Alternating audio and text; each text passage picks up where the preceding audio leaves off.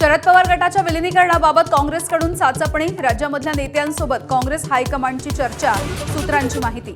तर विलीनीकरणाचा प्रस्ताव याआधीच पाठवल्याची नाना पटोलेंची माहिती। काँग्रेस बुडतं जहाज, कोणीही विलीनीकरण करणार नाही, मुख्यमंत्री फडणवीसांचा टोला। तर आमची वेट अँड वॉचची भूमिका, मुख्यमंत्र्यांची स्पष्टोक्ती। नाशिकच्या पाठोपाठ जळगावमधील बंडखोरी मोडीत काढण्यासाठी गिरीश महाजनांचे प्रयत्न, शिवसेनेच्या बंडखोर उमेदवार रेश्मा काळे नॉट रिचेबल, महाजनांची भाजप शिवसेनेच्या आमदारांच्या सोबत बैठक।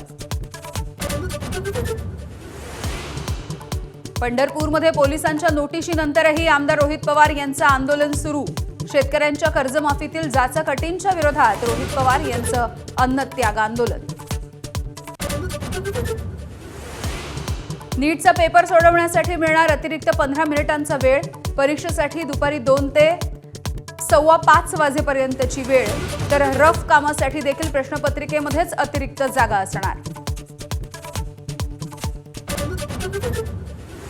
ईशान्य भारतामधल्या राज्यातून सशस्त्र दल विशेष अधिकार कायद्यामागे, गृहमंत्री अमित शहांची मोठी घोषणा, कायद्यानुसार अशांत क्षेत्रामध्ये लष्कराला विशेष अधिकार।